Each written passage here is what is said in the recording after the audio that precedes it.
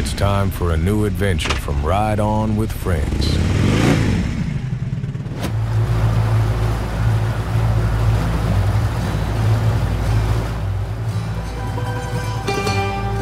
Herzlich willkommen zu unserem Roadtrip Kalimera Hellas Teil 1 mit dem Motorrad auf den schönsten Straßen Griechenlands. Erlebe mit uns eine einmalige Motorradreise mit vielen Reisetipps und Inspirationen für deinen nächsten Motorradurlaub. Wir haben Ende Mai mit unseren Motorrädern die Hotspots von Griechenland, der Wiege des Abendlandes, das Land der Mythen und Sagen sowie deren Götter und Tempel erfahren. Im Teil 1 geht es über die Anreise von München nach Italien bis hin zum Fährhafen nach Ancona und der Weiterfahrt nach Igoumenitsa. Der Nordwesten Griechenlands mit dem Pindusgebirge und die einmalige Halbinsel Peloponnes bieten, wie nirgendwo sonst in diesem Land, so viele Höhepunkte und Sehenswürdigkeiten, wie wir es uns nie erhofft hatten. Die Stätten des antiken Hellas, Sparta, Korinth, Argos und Olympia beeindrucken dabei genauso wie die Meteora-Klöster und die zum UNESCO-Weltkulturerbe gehörenden Ausgrabungen von Delphi. Aber keine Sorge, in unserem Roadtrip-Movie geht es nicht um die Vorstellung von Kulturstätten, sondern primär um tolle Motorradstrecken und Tipps für deine nächste Urlaubsplanung nach Griechenland. Und nun viel Spaß mit meiner Frau Christine und mir und unseren beiden BMW-Motorrädern auf den schönsten Straßen Griechenlands. Noch ein Hinweis in eigener Sache. Wenn dir mein Filmbeitrag gefällt, dann schenke mir einen Daumen hoch, abonniere kostenlos den Kanal oder spende als kleine Anerkennung über den Schalter Thanks etwas für die Kaffeekasse. Vielen Dank dafür. Übrigens kannst du die GPX-Routen dieses Filmes als Planungsgrundlage von mir erhalten. Wie? Das steht in der Videobeschreibung.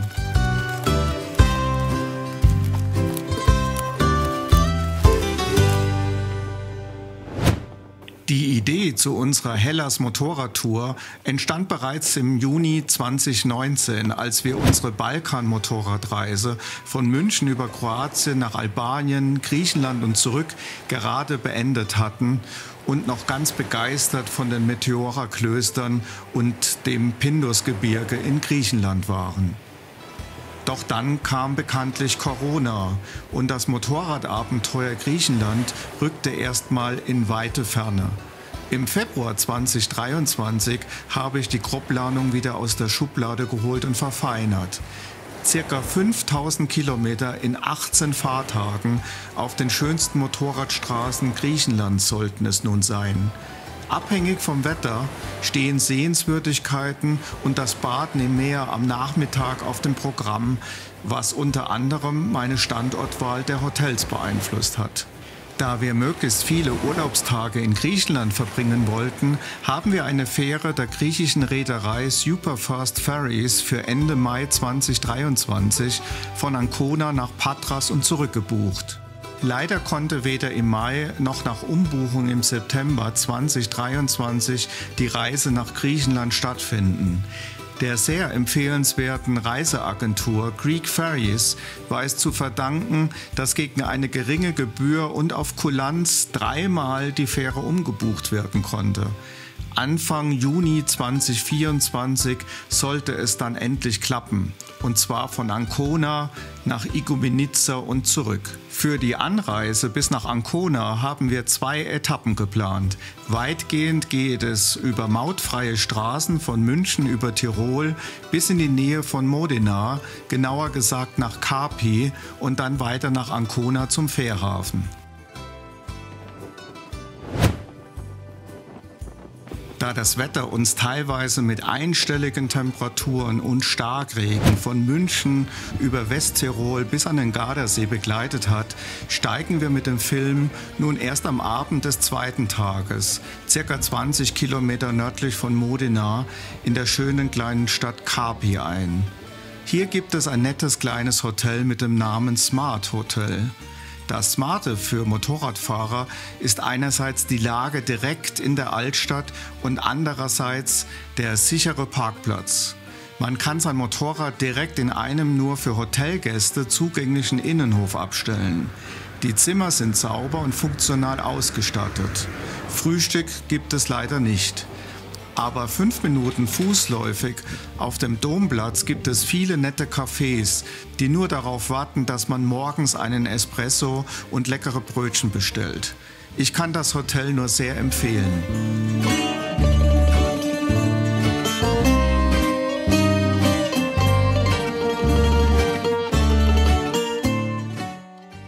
Wenn man sich in der charmanten Stadt Capri befindet, dann ist der Besuch des Piazza dei Martiri, einem der größten Plätze Italiens, ein definitives Muss. Dieser malerische Platz, umrandet von eindrucksvollen Arkaden, ist umgeben von historischen Gebäuden und lädt zu einem entspannten Spaziergang ein. Das Herzstück des Platzes ist der Dom San Niccolò, die Kirche La Sagra und das Castello dei Pio.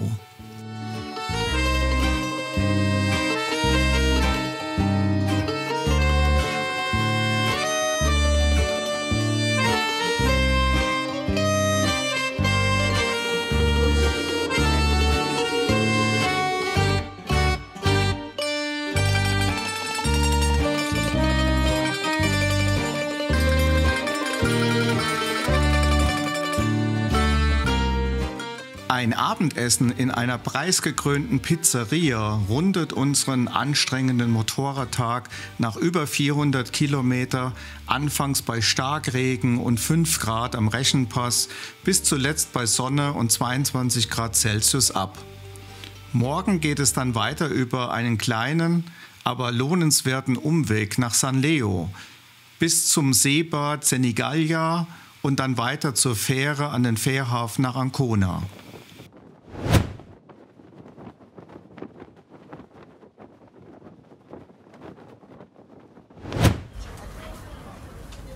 Am nächsten Morgen findet der Wochenmarkt auf der Piazza dei Martiri statt. Die Motorräder sind schon wieder bepackt und in einem netten Café in der Nähe des Hotels genießen wir den ersten Cappuccino und Espresso des Tages und beobachten das Marktgeschehen. Doch dann erreicht mich plötzlich eine SMS der Fährgesellschaft. Sie informiert, dass unsere Fähre leider 3 Stunden Verspätung hat und erst um 19 Uhr in Richtung Griechenland ablegen wird. Da soll sich noch einer über die Deutsche Bahn beschweren, denke ich mir.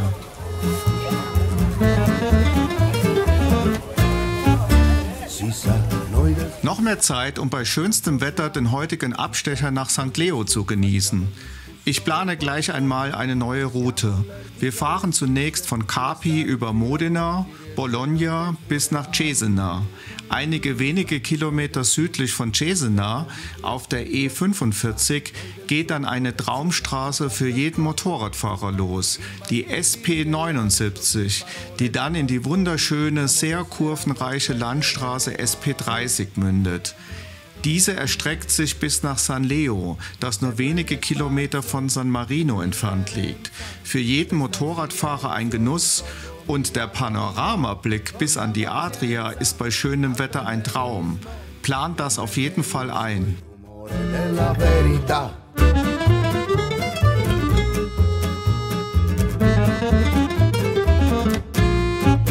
Si sa, noi del Sud siamo sognatori inermi. Si sa, noi del Sud giriamo il mondo a remi fermi, testimoni del principio elementare che il riposo alla controre è sacro pure alle campane.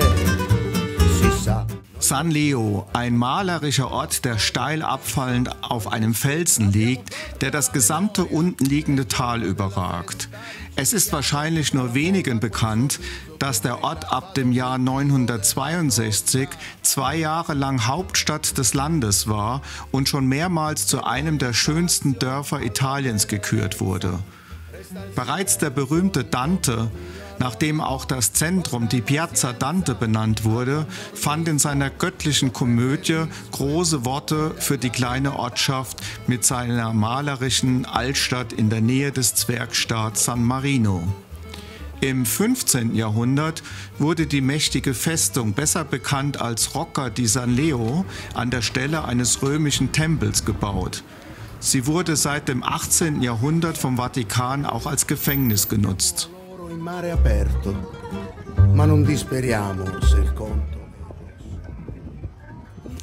Nahe zum Dom, auf einer leichten Anhöhe, steht dieser imposante 30 Meter hohe Glockenturm aus dem Jahre 1793.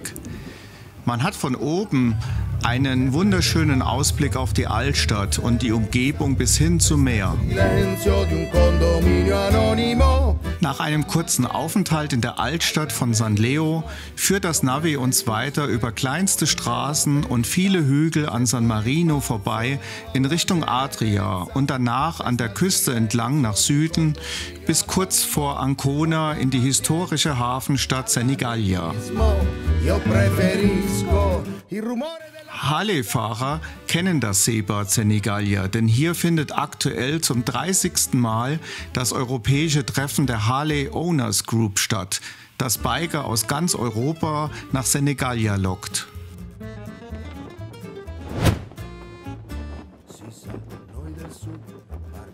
Von San Leo fahren wir auf direktem Wege bis nach Senigallia, um das Harley-Treffen zu betrachten und den Nachmittag am Strand zu genießen. Im sehr gastfreundlichen Hotel Nettuno verbringen wir die Wartezeit auf die Fähre bei einem typischen italienischen Mittagessen.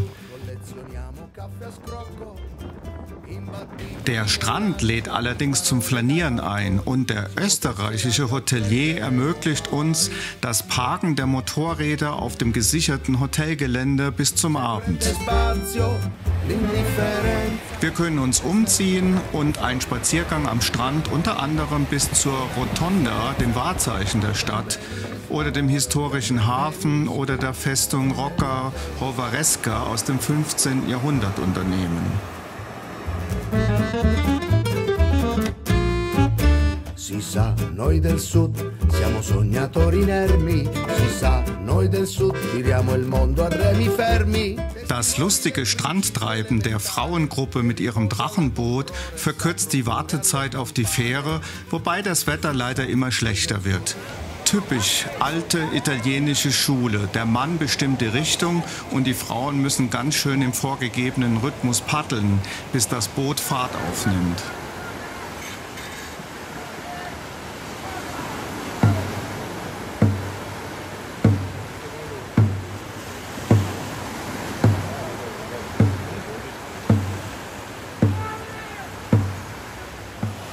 Ein ausfahrendes Schiff erinnert daran, nun zum Fährhafen nach Ancona aufzubrechen. Man soll etwa 2 Stunden vorher zum Check-in im Fährbüro sein. Leichter Regen setzt ein und begleitet uns die letzten Kilometer zum Fährhafen. Bei strömenden Regen fahren wir die letzten Kilometer an der Küste entlang zum Fährhafen-Terminal nach Ancona. Alternativ zu unserer Fähre von Ancona nach Igoumenitsa mit der Reederei Superfast Ferry gibt es auch noch die Fähre von der Reederei Minion Ferry ab Venedig. Der Fährhafen in Venedig wäre aus München sicherlich besser zu erreichen, da die Anreise auf dem schnellsten Weg etwa 250 Kilometer kürzer ist. Allerdings ist man dann ca. 26 Stunden und nicht 16 Stunden an Bord. Wir haben uns für die kürzere und zum Zeitpunkt der Buchung billigere Fährverbindung entschieden, um auch noch einige italienische Hotspots, die auf der Route liegen, mit dem Motorrad zu erkunden. Allerdings muss man beim Vergleich der Fährverbindungen gegebenenfalls noch Übernachtungskosten, höhere Benzin- und Mautkosten berücksichtigen. Ich habe eine 2-Bett-Außenkabine für uns gebucht. Günstiger ist es natürlich, wenn man eine Deckpassage gekauft hat und irgendwo auf dem Schiff einen guten Schlafplatz mit dem eigenen Schlafsack ergattert oder einen Reisesessel nutzt. Der Check-in im Fährbüro ist obligatorisch. Hier werden die Bordkarten und Kabinenschlüssel ausgegeben. Obwohl wir uns innerhalb des Schengener Abkommens bewegen, müssen trotzdem alle Passagiere den Reisepass oder Personalausweis und den Fahrzeugschein vorzeigen. Hatte man bei der Buchung über die Internetplattform angegeben, dass man Mitglied eines Automobilclubs ist, dann wird eine Ermäßigung von 25% auf den Buchungspreis der Motorräder gutgeschrieben.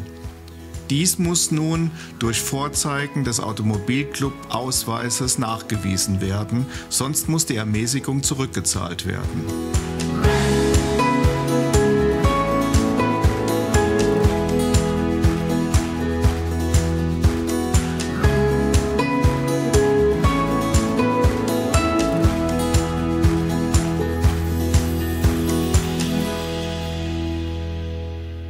Nach ca. 2 Stunden Wartezeit dürfen die Motorradfahrer als erstes auf die Fähre fahren.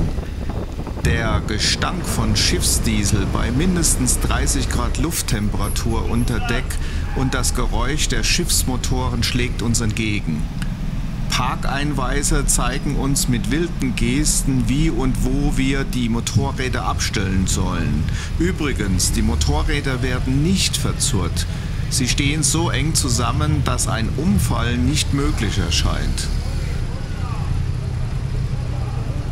Wir demontieren unsere Packtaschen in Windeseile und gehen zu Fuß vor den heranfahrenden Fahrzeugen so schnell als möglich in Richtung Treppenhaus. Es geht nun schwitzend im Motorradanzug mit Taschen und Helm insgesamt 6 Stockwerke im engen Treppenhaus hoch bis zu unserer Kabine. Da wir das Ablegemanöver der Fähre beobachten möchten, heißt es schnell duschen, umziehen und dann hoch auf Deck. Noch vor dem Abendessen können wir den wunderschönen Blick auf die Altstadt von Ancona in der Abendsonne genießen und dann heißt es auch schon Leinen los. 5,5 Stunden später als geplant legt die Fähre endlich ab. Da wir keine Übernachtung in Igoumenitsa geplant haben, müssen wir die Tour für die nächsten Tage um mindestens 150 Kilometer verkürzen, weil wir frühestens um 14 Uhr erst von Bord fahren können.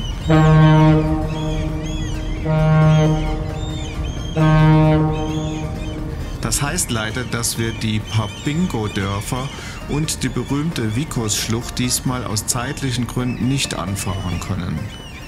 Das nächste Mal würde ich nicht gleich nach Ankunft der Fähre die erste große Tagesetappe einplanen, sondern erst einmal in der Nähe von Igoumenitsa übernachten. Das macht die ganze Reise kalkulierbarer. Übrigens, das griechische Abendessen an Bord war sehr gut und bei einem Aperitif mit Blick auf das ruhige Meer haben wir dann die Reiseplanung für die nächsten Tage besprochen und sind dann in unsere Kojen gefallen. Wie gut, dass wir keine Deckpassage gebucht haben. Das war nun die erste Episode von Kalimera Hellas. Im nächsten Teil fahren wir durch den Westen Griechenlands über den Katara-Pass zu den Meteora-Klöstern, zum Berg Olymp, nach Athen und weiter nach Paktos, bis es dann auf den Peloponnes geht. Ich hoffe, dass es dir bisher gefallen hat und ich würde mich freuen, wenn du mit uns auch in den nächsten Episoden auf den Motorrädern durch Griechenland unter dem Motto Kalimera Hellas unterwegs bist. Hollata Kalitera.